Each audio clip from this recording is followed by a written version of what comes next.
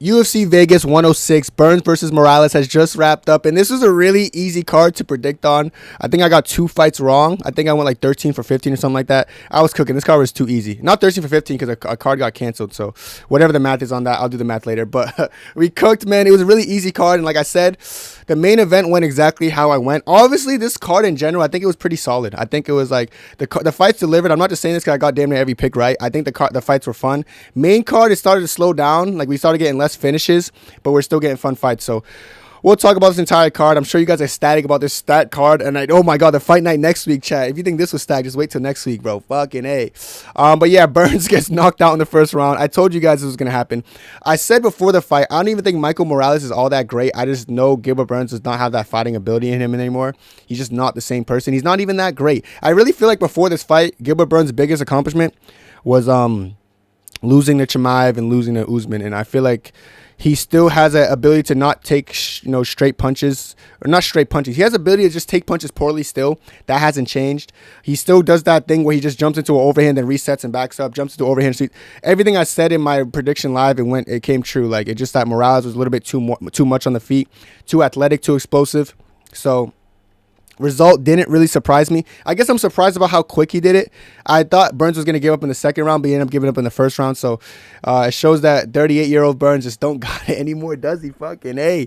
I kind of feel bad for him because he's a good guy, but like his fighting skills just aren't there anymore. He didn't retire, which I was surprised by. I know an Apex retirement. An Apex retirement is probably not all roses and bubbles, but I wouldn't, like I would think he would say, all right, this is probably it for me. I'm just not as good as I used to be. I'm sure he's gonna want to get like a Robbie Lawler retirement. Probably get given someone he could beat, just in case he can win. But overall, I see no purpose of him continue fighting. I just didn't think he has a fighting ability in him anymore. I just had to take a quick water break. And yeah, Michael Morales just seems superior. And he, like I said, I'm gonna say this about Michael Morales. He is good, chat. But when you guys keep saying future champion, no, I don't think he's that good. He still has tendencies where he backs up with his chin in the air. Burns wasn't really capitalizing on it, but he was landing some decent shots when you like double up the blitz and not just throw one overhand at a time. But any guy with forward aggressive combos will just come and tag him up pretty badly. And he's been taken down. He got up pretty well, but like I'm telling you, a well-rounded fighter kind of gets rid of him. I think Shavkat beats him, Sean Brady, JDM, a lot of guys beat him. MVP beats him. But yeah, Morales is all right, but he's just not on the level of anyone crazy good. But he is 18-0 now, so congrats to the kid. All right. Next fight, Sadiq versus Santos. One of the fights I got wrong. And looking back, I should have been able to predict this right. I did not pick him because he's Nigerian. I just thought Santos looked a little bit sloppy his last fight. Wasn't throwing a lot of output. This fight, he picked up the output a little bit more. He still wasn't throwing an absurd amount of output. But Sadiq has something where he starts off pretty well. And then he gets rocked with something and he slows down. In the Edson Barboza fight, he was beating the fuck out of him, got caught with a spinning wheel kick. And most of his fights, he's just doing good, gets caught, and then he sucks. Against Santos, at the start of the second round, he got caught with a head kick. Since then, he looked bad. So like, okay, I know Santos is going to win. But yeah, Santos looked pretty solid.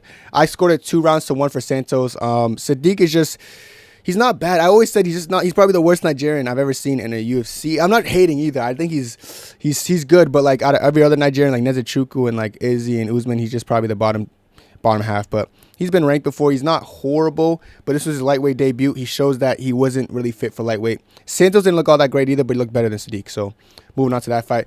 This fight right here had me like a little bit nervous at some points, bro. Dustin and we got Rosa Boyev. I did have Rosa Boyev by KO points. Shout out Dustin for taking some good, clean punches in the first round and surviving. And they had a little bit. This was actually a fun fight. This would make like fights like this made the card really fun to watch. Back and forth. Arguably fight of the night contender here. Probably the best main card fight, I'd say. Ruzaboyev showed tenacity. He showed speed. He showed power. He showed range. He showed defensive grappling. He almost got guillotined a couple times. Dustin made it interesting in this fight. It wasn't just Ruzaboyev running through and putting the beats on him like Dr. Dre. A lot more competitive than that. So, yeah, shout out Ruzaboyev for a pretty good performance, I'd say. And he's good. 185 is more his weight class. He called out Bo Nickal.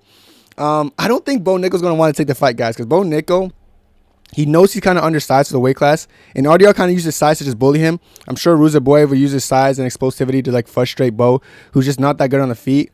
And if he's not able to take down someone like Ruzaboyev easily, who has some good scrambles, has some good submission threat, it won't be a walk in the park. So I think Bo loses him as well. But he did call him out. So if I'm okay with that fight. I think I can entertain it. It would be a little bit interesting. But Ruzaboyev, he's shown that he's pretty solid. And I think he should stay at 185. I don't know how he's 6'5" and even makes 170, but him at 185, pretty solid. Great performance against Dustin. This was fight of the night. That other one before was Fight of the Night contender. This was Fight of the Night. Main card was actually really good. It just lacked the finishing ability in contrast to the prelims. But, dude, I had Costa winning this, and he did win. He won 2-1. I was proud of this prediction. I was actually, in my prediction video, I was like, Costa's definitely going to win. But Rosa surprised me about his ability to take some damaging shots and keep coming forward. I thought Costa won rounds 1 and 2, and then I thought he lost round 3. But there's even a world he could have won round 3 to me. It was just very competitive in that sense that Rosa was taking shots but kept coming forward. Nate Diaz maxing, best way to put it. His chin surprised me. Dude, he was getting hit so... Like, I was like, dude, how are you eating some of these punches? You know, this little bit surprised me a little bit, brother. But I'm proud of both guys here. I like Rosa. He's like 35. He showed his chin. His best weapon is his toughness. I've seen performances where Rosa looks so slick and clean, just sticking moving. I've seen him look shitty, like in the Elkins fight, and still win. Then this fight, I saw him lose, but he still looked like a dog. So, fight of the night, they both deserve bonuses, and Costa did great, you know, not getting broken by Rosa's pressure, because most people would fold if they're hitting someone with their best shot, and they just keep coming forward. So, good performance by both guys, and I think Costa well deserved it. And this is the second fight I got wrong. This is the only 2 fights I got wrong. Sadiq in this fight.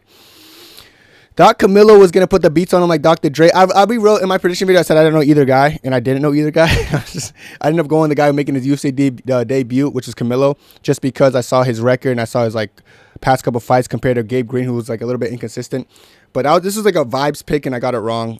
But yeah, Gabe Green should look like he was going to lose the fight. Then he turns it around last second. I thought the triangle was so deep. You could see the veins popping out this bald-ass head. And I was like, it's over. But he just didn't tap. And he ended up putting him in a position, made him uncomfortable, and he tapped out. Camilo panic tapped. He gave up. The rear naked choke wasn't under the neck. It was just a face crank, but he just felt overwhelmed. He panicked. It's his UFC debut. He folded to the bright lights of the UFC, and he gave up on himself. So Gabe Green got the win. And yeah, Camilo made my prediction right now at 100%. Jared Gordon versus Thiago Moises. I was very evident on you guys that Jared Gordon was going to win this fight. But I'll be real. I didn't expect him to win by knockout the way he did. I thought he was going to break him with pressure, just outwork him, take him down when he wants to, mix it up pretty well, and just be a dog. But he landed the cleanest overhand knockout, baby. Yeah, Jared. Jared put him to sleep, man. He put him to sleep. And Moises, I don't really see Moises get put out like that bad on the feet with a shot. And Jared Gordon is not known for absurd one-punch power. Dude, Gordon beats Patty again. I think Gordon beats Patty again. If they run it back again, Gordon will win again. They might rob him again, but he'll still win again on paper. This is all that matters, brother, you know. Jared Gordon's actually not bad. And the fact that he has one-punch power now is scary. I don't know if like Moises' chin just disappeared for this night, but Gordon put the beats on him like Dr. Dre bad and really didn't even need to follow up. That overhand, once it connected, you can see the soul leave Moises' body. Knockout of the night for sure. Finish of the night, whatever you want to call it. I even put this ahead of the main event finish because this was just so clean and so crisp. Jared Gordon looked great in this fight. Moving on to Del Valle Dale. This is my Dale brother, guys. Listen, I'm on the hype train because Del Valle and Dale, it goes hand in hand. So, like, it was a match made in heaven. I saw his performance. He's so physically strong. He has decent striking, heavy on the grappling. He went in there and put the beats on Conor Matthews and submitted him pretty quickly. I like this guy. Listen, Del Valle, you are on my radar, brother, Dale. So, no matter what, brother, you know, you're my team now. You know, I think he's not from Dagestan, but he looks like he's, like, Dagestani. I don't know where he's from. I forgot the country. But... like some Mexican country, I think. But he did. Bro said some Mexican country. All right, I'm being all right. But he just gives me the vibes of like just like he goes in there and smash people. I like this guy. He has crisp striking. He's strong striking, explosive, strong, like strong in the clinch, and he had good grappling. He submitted him. So I like Del Valle, brother, and I will be a fan of him. I'll be following his featherweight career. And I think he's promising future. I think he's 10-0, 9-0 now. So this guy's he's a dog, dude. Who wouldn't want to like be on this hype train? If you guys not on the Del Valle hype train, brother, true, brother, get on, brother. You know the board, how do I say this? The bus is leaving, brother. All aboard, brother. All aboard. Luana Santos. Usually when I get a fight wrong, chat, it's a woman's fight. You know, this card is a little bit different. I got men's fight wrong, but I'm so proud of myself for cooking on every woman's fight. But it's because I knew the woman's fighting. I knew Luana Santos and Lasboa was going to be an interesting fight. I'll be real. This fight was peak. I enjoyed everything. Nah, the fight was kind of boring, but, you know, the ref showed angles good. You know, I respect this, brother. Joke aside, Luana Santos went in there, masterclass in the grappling. Lisboa was a lot better of a striker, but she didn't get to strike because Santos was kind of just smothering her with her beautiful north and south positions and just mauling her, and then ultimately got the submission and put her away. She damn near broke her arm with that Kimura. That was actually very, like, hard to watch. I hate submissions like that where the arm looks like it's going to break. Her arm did break. It was just hard to watch. But Luana Santos went in there, grappling masterclass. beautiful face. This is the most attractive match in the fucking fight, in the fucking card. So great. Speaking of attractive matchups, look at the looks on these. Bro, Rio. I'm joking, bro. Fucking A. I'm glad this fight finished quickly. And I'm joking. Reed goes in there, gets chinned in the second round. Reed just looked a little bit green on the feet. The whole time, Gomez just had a lot of like more power advantage. Even the grappling, I favored Gomez. It was a matter of time. Reed kind of got put down bad, though. She kind of got slept pretty badly. So poor girl gets her ass whooped. But good on Gomez using her power to her advantage and beating her. Moving on, no one really cares. The South Korean brother, I was watching K-drama before the card went live. Then, I went to saw this guy, South Korea. He gets the win. He gets it by submission. Look how much submissions and finishes were in the prelims. Very stacked prelims. The South Korean looked promising. It's hard to gauge him because Carlos Hernandez looked a little bit like he just didn't want to be there. But other than that, good performance on Park. He looks good. I don't really know how to gauge his talent and his potential because it was kind of quick. But yeah, it's hard to gauge. But shout out Park for just putting a good performance on and just putting the beats on him and ended up getting that submission. And then Tisha Pennington, the truth of the matter is I was actually watching something at the time, but I came in and started watching the third round, and apparently it was like somewhat close, but Tisha had the win. And then third round, it looked like Tisha Pennington won that as well from what I saw. So no surprise there. I did tell you guys to go Tisha Torres or Tisha Pennington, whatever you want to call her, and it hits like Mack Truck Deluxe. So how much fights total? 1, 2, 3, 4, 5, 6, 7, 8, 9, 10, 11. Damn, I went 9 for 11. Actually, bro said I went 9-11. All right, buddy. Oh my, I can't believe I got 2 fights wrong. That's so annoying. I was so close to going 100% chat. Fucking, if just this idiot Camilo would have cinched in that triangle, and if fucking Sadiq just wasn't ugly, we would have won the fight. But listen, bro, we did all right this card. 9-11. No pun intended. That shit was. We did all right in this card. So we made some money. I'm happy at that. So when you make anything over 500 or 300 in a day, I think it's a good day. So good day for me. Hope you guys enjoyed, brother. And don't worry. Next week on this shit card, we're going to make it fun by going 100%. That's it for me. Hope you guys enjoyed and God bless. 2, 3, 4.